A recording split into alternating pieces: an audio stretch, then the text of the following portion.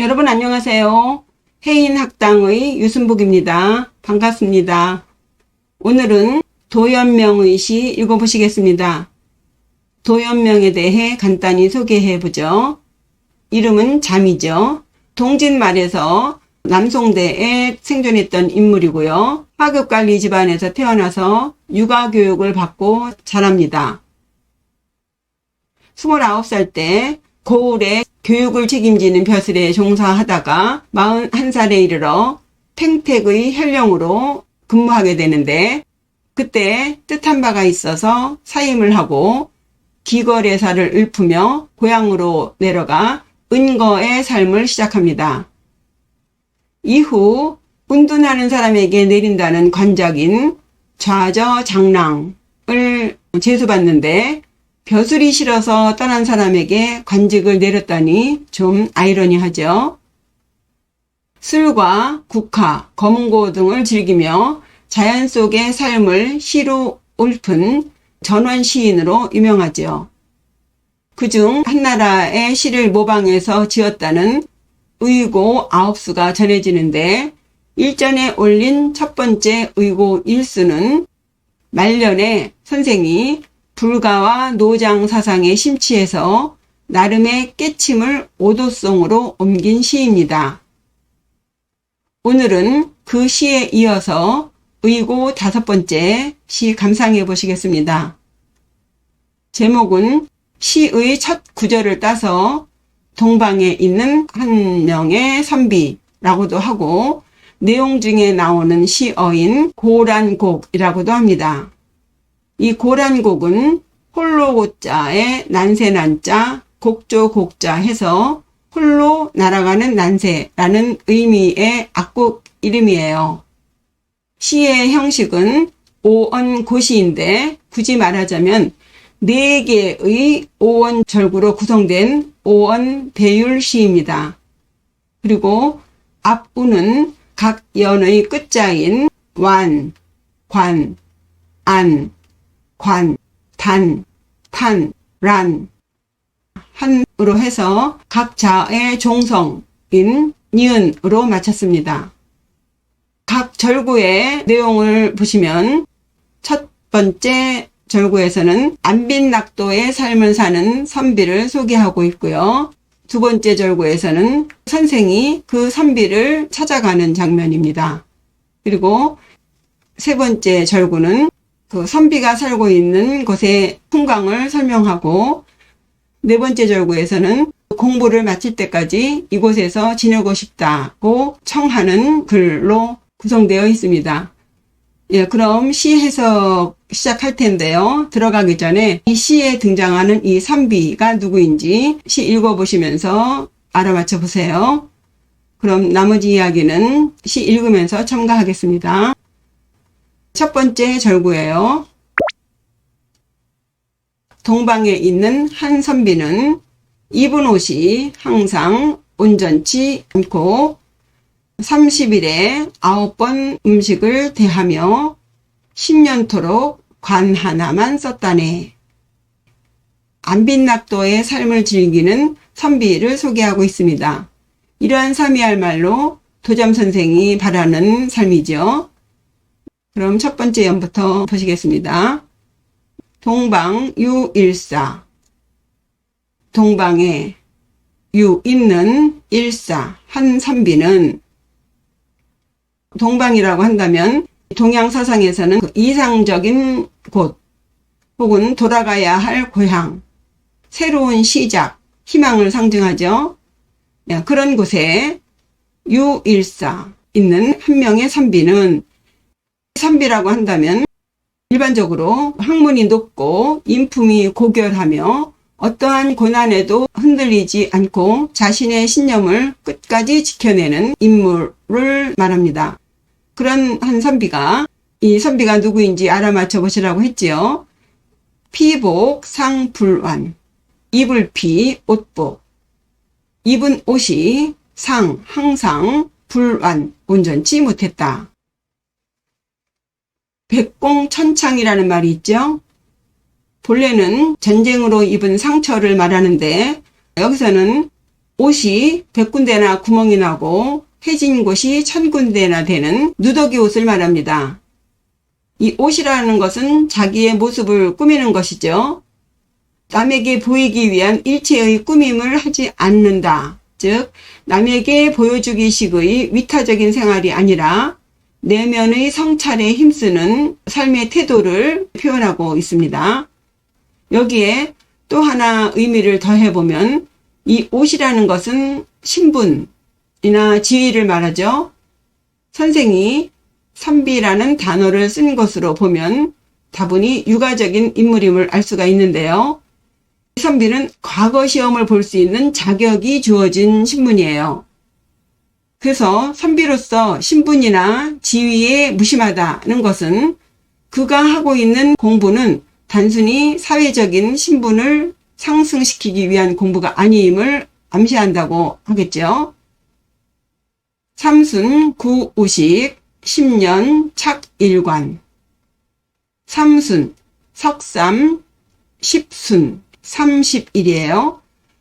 지금 우리는 서약을 받아들여서 한 달을 7일 주기로 4개의 주로 나누어서 사용하고 있지만 원래 동양은 한 달을 10일 주기로 상순, 중순, 하순으로 나누어서 생활했죠. 해서 삼순 하면은 30일이에요. 구우식, 9구, 대할 우, 먹을 식. 9번 음식을 대한다. 보통 인간은 하루 3끼씩 30일이면 90끼를 먹는데 이 선비는 9번 먹는다고 하죠. 10분의 1이에요.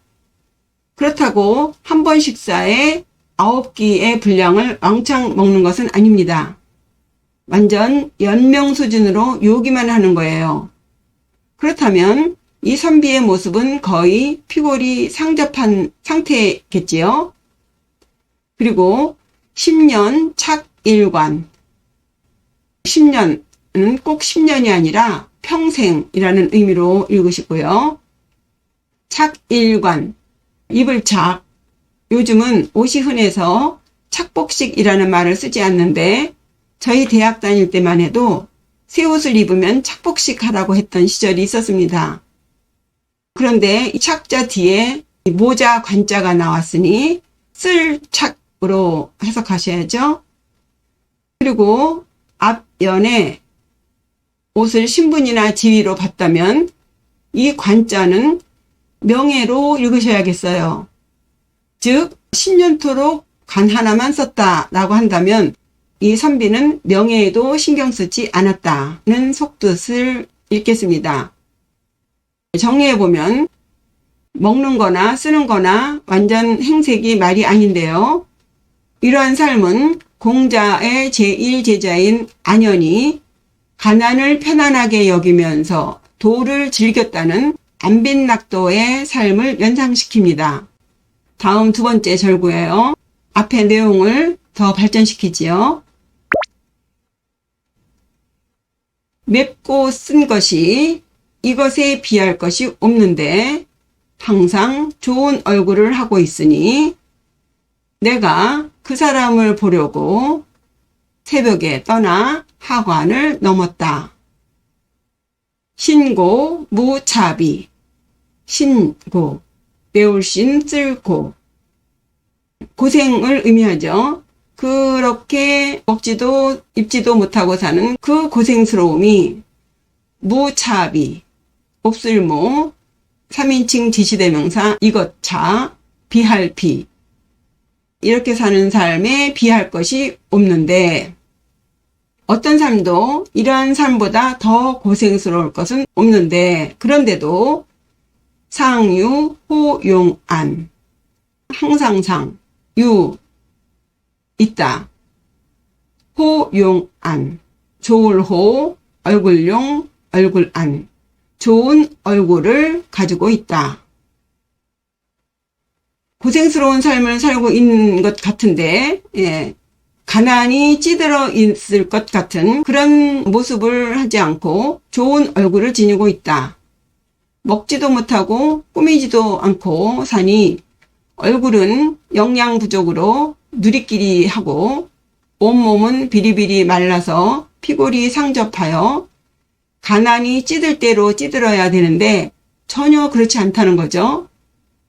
피부는 어린아이처럼 부드럽고 혈색은 발그레하며 눈빛은 레이저가 나오는 듯 형형하고 정신도 맑고 예리한 것이 온몸에 생기가 넘치는 것 같다입니다.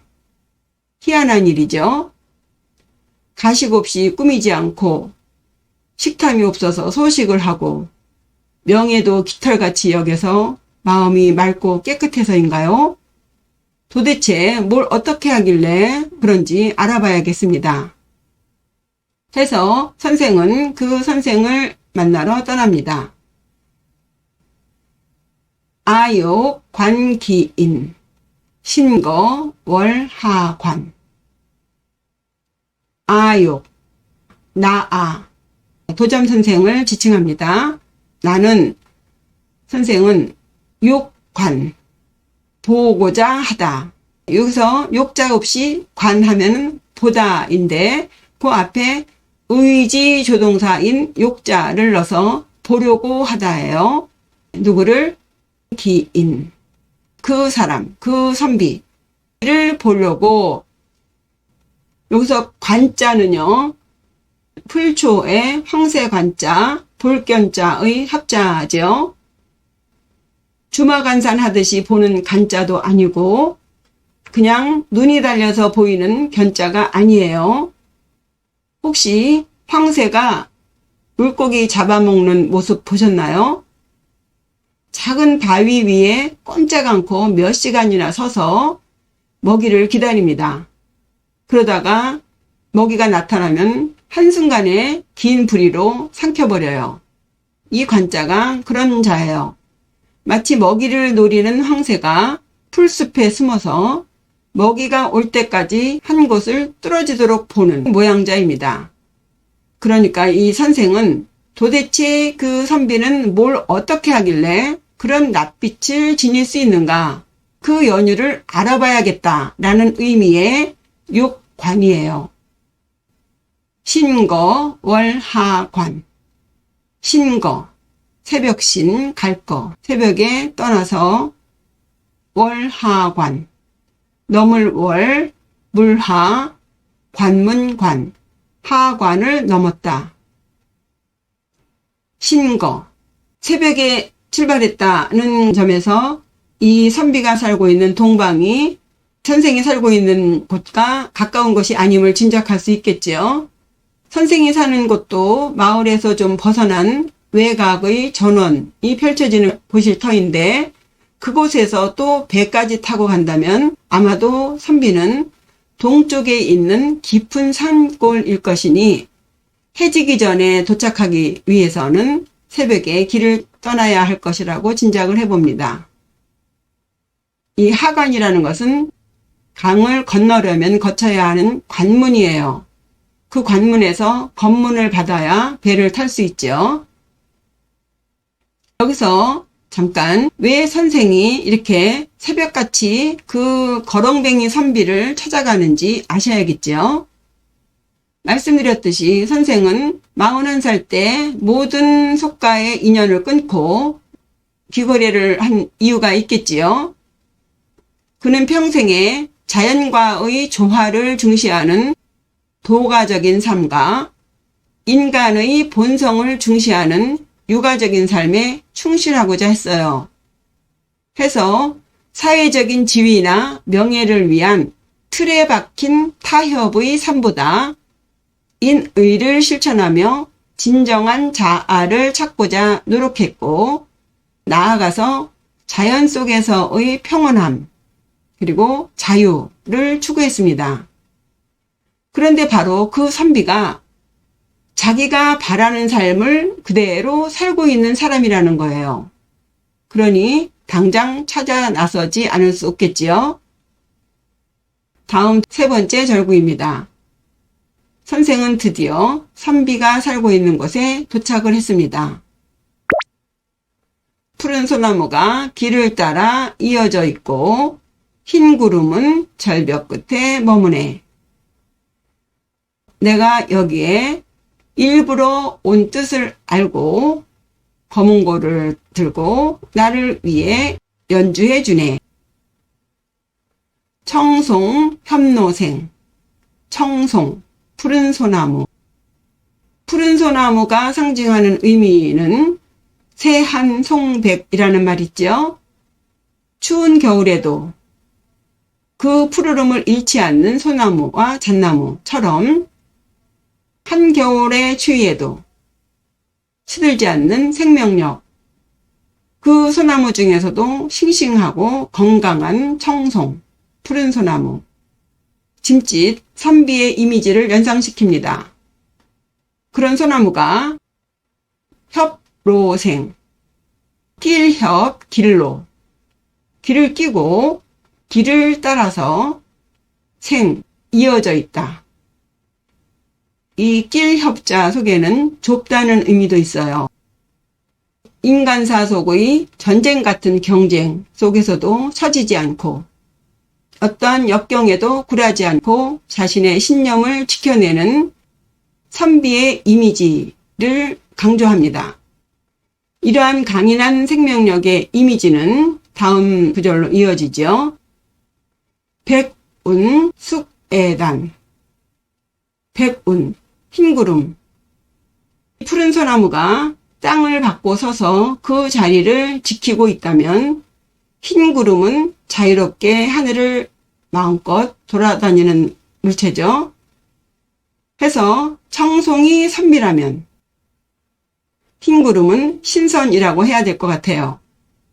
그런 신선 같은 이 흰구름이 숙애단, 잘수, 절벽뼈, 끝단, 절벽 끝에서 머물고 있다. 발길이 닿을 수 있는 청송의 길에서 발길을 머물 수 없는 절벽 끝으로 이음으로써 선비가 살고 있는 이 공간은 우리가 살고 있는 속가와 점점 멀어져서 급기야는 완전히 분리시키는 것 같은 이미지를 주는데 그것을 요 이을 생자를 넣어서 둘이 아닌 하나로 연결시키고 있습니다. 땅의 푸른 소나무에서 하늘의 흰 구름으로 이어지고 있습니다. 선비의 상태인 청송의 단계를 지나서 백운의 단계로 가는 것 같은, 조금 과장해서 말한다면 선생이 도착한 이곳은 바로 선생이 이후 머무는 곳이라고 풀이해 볼 수 있겠어요. 청송, 협노생, 푸른 소나무가 길을 따라 이어져 있고 백운, 숙애단, 흰구름은 절벽 끝에 머물고 있네. 다음 년 보시죠. 지아 고래의, 취금 위아탄.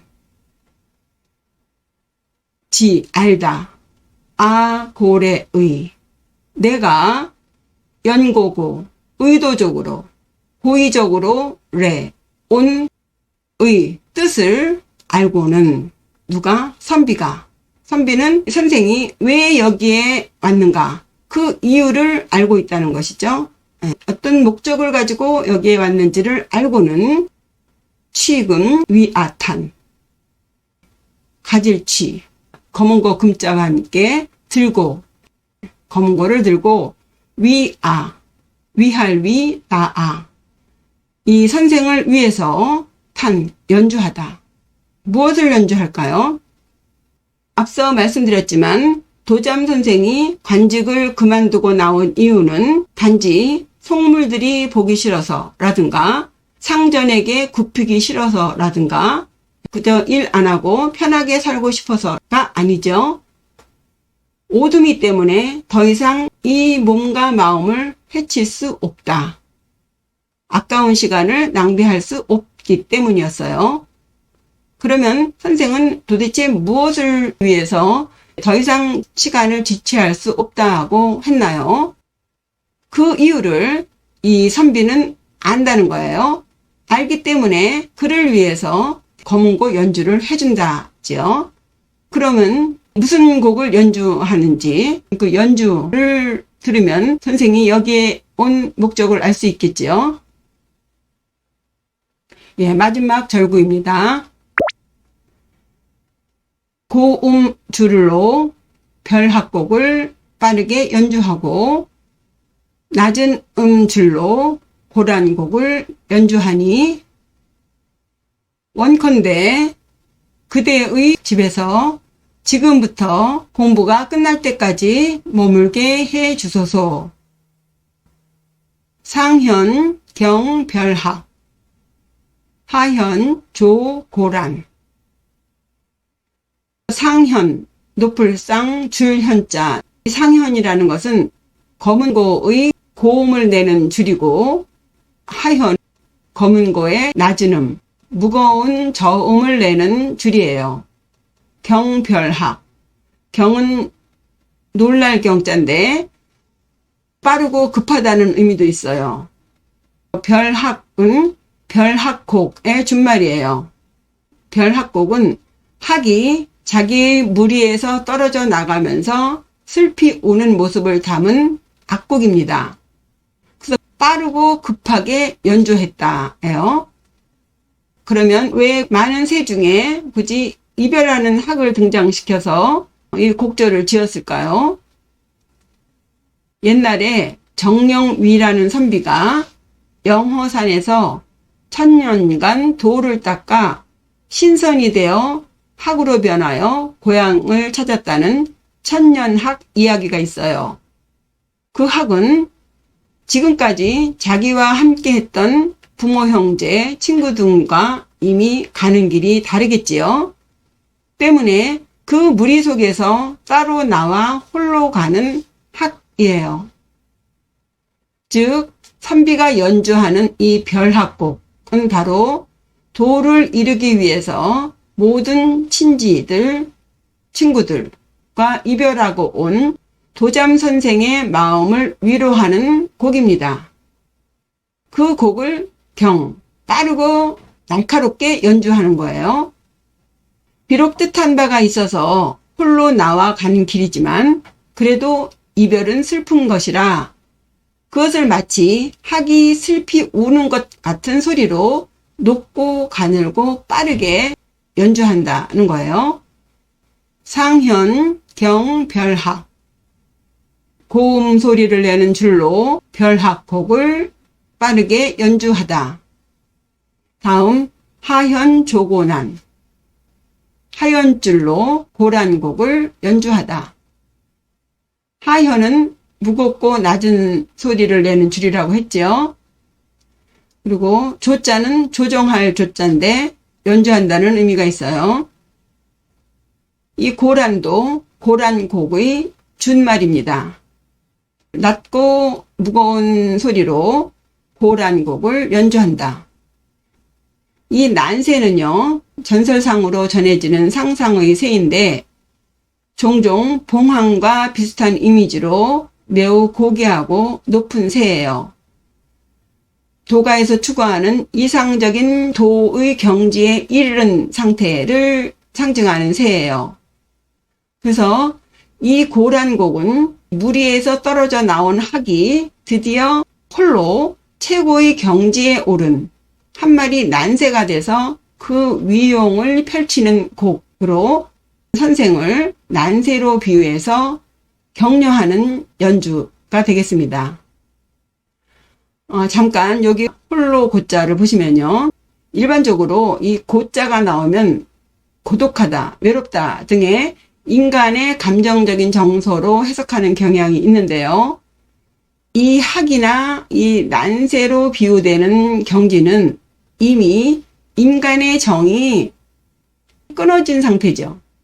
해서 별학곡에서 무리들과 이별한 학이 슬프게 울부짖는다 라든가 고자를 외롭다, 고독하다 라고 표현하는 것은 인간의 정서로서 해석하는 것이지 학이나 이 난새 경지에는 그런 인간적인 감정은 없습니다. 때문에 이 난새는요, 무리에서 떨어져 나온 학이 변한 난세로서 홀로 당당하게 누구도 의지하지 않는 천상천하 유아 독존의 그런 홀로 하늘을 멋지게 날아가는 난세예요. 그러니 이 신선이나 사는 이곳을 찾은 선생을 인간적인 측면에서 속가와 이별하고 왔으니 슬플 것이고 고독하고 외로울 것이다 라고 해석을 한다면 조금 이 시의 본질을 희석시키는 것이 아닌가 싶습니다. 앞으로 선생이 끝내 공부를 이룰 것이다 라는 암시를 주는 고란곡을 연주함으로써 선생을 격려하는 것이지요. 이 시의 마지막 연입니다. 선생이 진정으로 하고 싶어 하는 말이에요. 월유, 치군주, 종금, 지세한. 원컨대 그대의 집에 가서 지금부터 공부를 이룰 때까지 머물게 하소서. 원컨대 청원문에 쓰이는 글자죠. 바라건대 류치군주 머물류 나아갈 취 그대군 집주 그대의 집에 가서 머물게 하소서. 군주 그대의 집 선비와 구별되는 비인칭대명사 그대 군자를 쓴 것은 일반화된 선비의 이미지보다 좀 더 높은 존칭의 의미로 쓴 것 같아요. 종금, 지세한. 종금, 부터 지금 금, 지금부터, 지, 세한, 이르를 지, 해세, 추울 한, 세한까지, 세한, 추운 해에 이를 때까지. 얼핏 보면 이 세한을 한 해의 추운 겨울이라고 읽을 수가 있겠는데, 이 세한의 의미 속에는 어려운 시기 혹은 고난의 시기의 의미가 있습니다. 해서 선생이 자신의 공부를 이룰 때까지의 험난한 시기를 세한이라고 표현한 것 같아요. 선생이 이곳에 와서 머무는 이유는 추운 겨울 전까지 잠시 머무는 것이 아니지요. 그래서 공부를 하는 이 어려운 때까지 원류, 머물게 하소서. 공부를 하다 보면 어느 순간에 해태심이 나서 게을러지고 또 안일하게 되고 하죠. 그리고 또 실패했을 경우에는 뒤도 돌아보지 않고 바로 짐을 싸들고 하산을 하는 경우가 비일비재한데, 그거 외에도 이 산신이 밀어내는 일이 있습니다. 그러니 서로 해태심이 나고 안일해지고 게을러지고 해도 공부를 이룰 때까지 이곳에 머물게 해 주소서. 제발 나를 내쫓지 말아 주소서. 원류, 치군주, 종금, 지세한. 원컨대 지금부터 이 공부가 끝날 때까지 그대의 집에서 머물게 해 주소서. 어떠한 역경에도 이 신념을 지켜내게 해 주소서 라는 간절한 마음을 표현하고 있습니다. 이상으로 도연명의 고란곡 해석해 보았는데요. 그럼 여기서 말하는 선비는 누구일까요? 답을 찾으셨나요? 선비는 바로 자연을 의인화시킨 인물이에요. 해서 앞에 두 개의 절구에 나오는 선비의 이미지는 자연과 하나가 되어 조화를 이루며 사는 육아인으로서의 삶을 표현한 것이고, 뒤의 두 개의 절구에 나오는 이미지는 그대라는 의미의 군으로 부름으로써 선비인 나와 구별하여 도가인으로서의 신선의 삶을 표현한 인물이에요. 그러니 군 역시 자연이죠. 말하자면 선생이 전원에서 안빈낙도의 삶을 살다가 자연의 품을 찾으니 자연이 마치 검은고를 튕기듯이 바람소리, 물소리로 선생을 위로하고 격려해 주는 거죠. 그러자 선생은 점차 자연에 몰입되어 가면서 자연과 하나가 되는 경험을 하면서 끝으로 이 공부가 끝날 때까지 제발 여기에 머물기를 바라는 간절한 마음으로 결말을 맺게 됩니다. 네, 그럼 다시 이 선비를 자연의 의인화로 인식하시고 다시 한번 읽어보죠. 동방유일사. 동방에 있는 한 명의 선비는 피복상불완. 입은 옷이 항상 온전치 못하고 삼순구우식. 30일간 9번 음식을 대하며 10년 착일관. 평생토록 관 하나만 썼다네. 신고 무차비. 맵고 쓴 것이 이러한 삶에 비할 것이 없건만 상류 호용안. 항상 좋은 얼굴색을 지니고 있다니 아욕 관기인. 나는 그 사람을 보려고 신거 월 하관. 새벽에 떠나 하관을 넘었다네. 청송 협로생. 푸른 소나무가 길을 따라 이어져 있고 백운 쑥애단. 흰 구름이 절벽 끝에 머무네. 지아 고래의.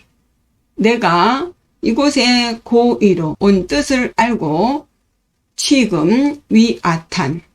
검은고를 들고 나를 위해 연주하는데 상현 경별학. 고음줄로는 별학곡을 빠르고 급하게 연주하고 하현 조고란. 낮은 음줄로는 고란곡을 연주해주네. 원유 취군주. 원컨대 그대의 집에 가서 머물게 해 주소서. 종금 지세한. 지금부터 어려운 시간이 끝날 때까지. 예, 이상으로 도연명의 고란곡 읽어보셨습니다. 글자 한자 한자가 쓸데없는 글자 없이 완벽하게 지어진 것 같아요. 저희 해석을 들으시다 보면 많은 생각이 떠오르실 거예요. 더 멋지게 해석해 보시고 공부에 많은 도움이 되시길 바랍니다. 그럼 또 좋은 시로 찾아뵙겠습니다. 구독과 좋아요, 댓글 잊지 마시고요. 시청해 주셔서 감사합니다. 안녕히 계세요.